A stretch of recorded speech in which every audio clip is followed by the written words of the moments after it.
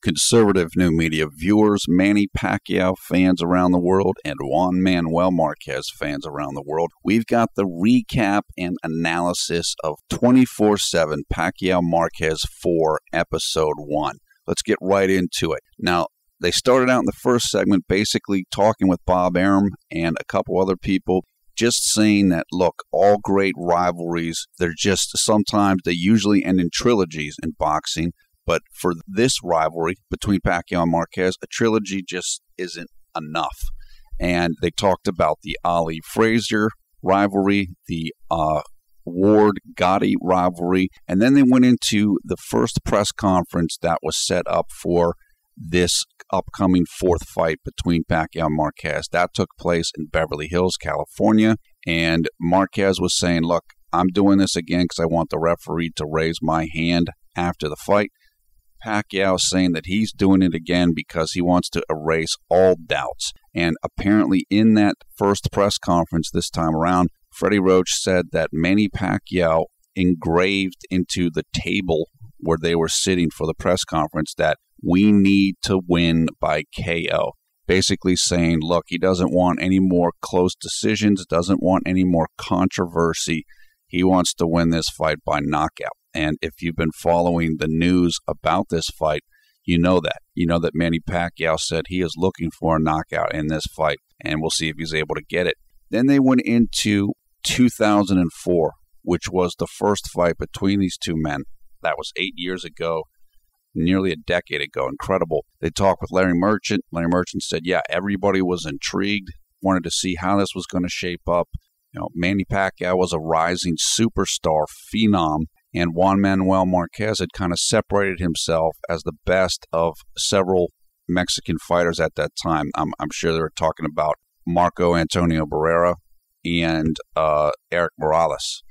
Also phenomenal Hall of Fame level fighters right around the same weight as Juan Manuel Marquez. Now, in the first fight, you'll remember, and they showed this, Manny Pacquiao knocked down Marquez 3 times. Almost stopped him in the first round, and they talked about how Joe Cortez, the referee of that fight, needed to let the fight go on. And if he had not let the fight go on, then we probably never would have gotten this incredible rivalry and trilogy of fights that we did get. So that, you know, they kind of tipped their hat to Joe Cortez for allowing the fight to continue. And it definitely, looking back, was the correct decision based upon how Marquez finished that fight. First fight ended in a draw, and we went from there.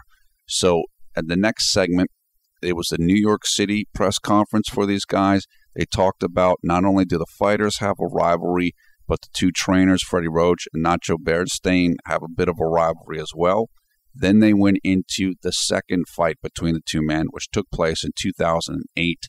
Now, in that fight, Manny Pacquiao knocked down Marquez. I can't remember which round it was, maybe the third round. And Pacquiao basically said that Marquez was saved by the bell. He had him really hurt, and he started to follow up, but it was the end of the round. And so Pacquiao felt that is what saved Marquez in the fight. Pacquiao ended up winning that in a close split decision. Marquez and Bernstein say that they felt that they won the bout.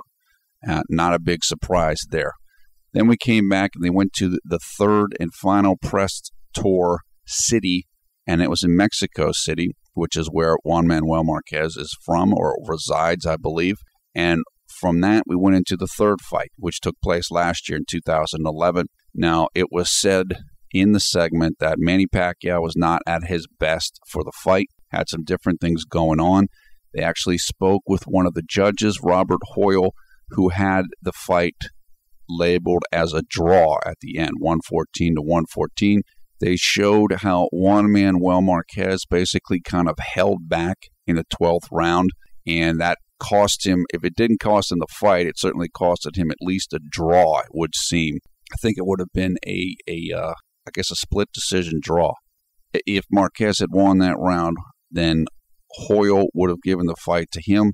Another judge would have given it to Pacquiao, and the third judge would have had it a draw. So because Marquez laid back in the 12th round, that seems to have cost him at least a draw in that fight. Pacquiao said It wasn't a great fight for him, but he did think that he had won. Berestein said it was a shameful result.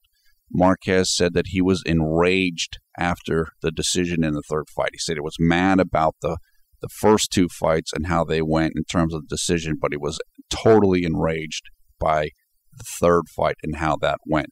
Freddie Roach thought it was a Manny Pacquiao victory, but it was the closest fight of all three of them.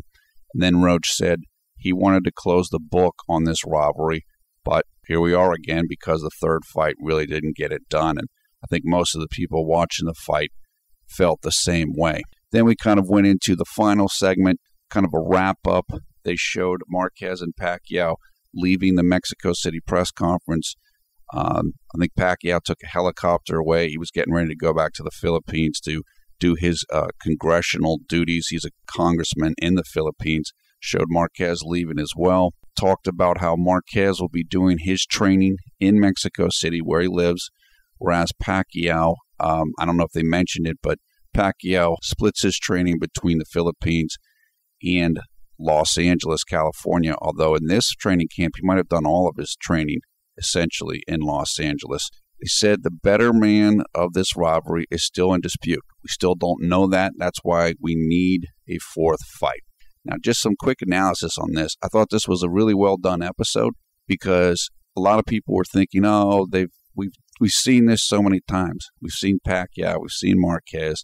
What's new here? But I thought this was really well done, and it captured my emotion. It's like, yeah, I want to see this fight. You go over the history. Again, this is almost a decade in the making, and you just realize, first of all, the first three fights were great fights. These are terrific boxing champions, and you're seeing some of the best fights you'll ever see. So for that reason, I'm happy there's going to be a fourth fight. But you really understand in watching this episode 1 that we don't know who's better. We don't really know who's better. So we need another fight, hopefully, to get a definitive answer about who is the winner in this rivalry. And I found myself thinking, man, I really want to see this fight. I can't wait for this fight. The fight's about 4 weeks away now, December 8th. I can't wait. I'm excited for it. And look, neither of these men is probably in their prime realistically right now, although Marquez looked amazing in the last fight. I know he's working with the new strength coach and whatever, and I mean, it's certainly working for him. Pacquiao hasn't looked quite his best, but he's 33. He's not that old, and I know he's going to be motivated for this fight. If he wants to go in and get a knockout, he knows he's going to have to really put the training in and really be physically and mentally sharp. So I am very excited about this. I'm excited about the 24/7 series. I'm excited about the fight. I think this could be one of the best fights of the year, if not the best. I'm sure it's going to do massive pay-per-view numbers because of just the different factors involved. How popular Pacquiao is, how popular Marquez is in Mexico with a lot of Mexican Americans, I believe. And this is just a great rivalry and two of the absolute best fighters of their generation. I think this is going to do just big business, and I'm looking forward to it. I'm sure everybody else is looking forward to it as well. So that's the wrap up on episode 1. Leave your comments below. Thumbs up, thumbs down on this video. Of course, we encourage you to come and join the Conservative New Media Facebook group. Over 2,000 members there and growing all the time. You'll find a link for that in the video description. We'll also, when HBO puts this up on YouTube, if they put it up, we'll try to include a link so that if you haven't seen the show, you can see it for yourself, episode 1. Now, I think JDV is also going to do an analysis and recap of this episode. I'll put a link to that in the video description as well. I am Paul F. Villarreal. You are watching Conservative New Media. Thanks a lot for watching. We will see you again soon.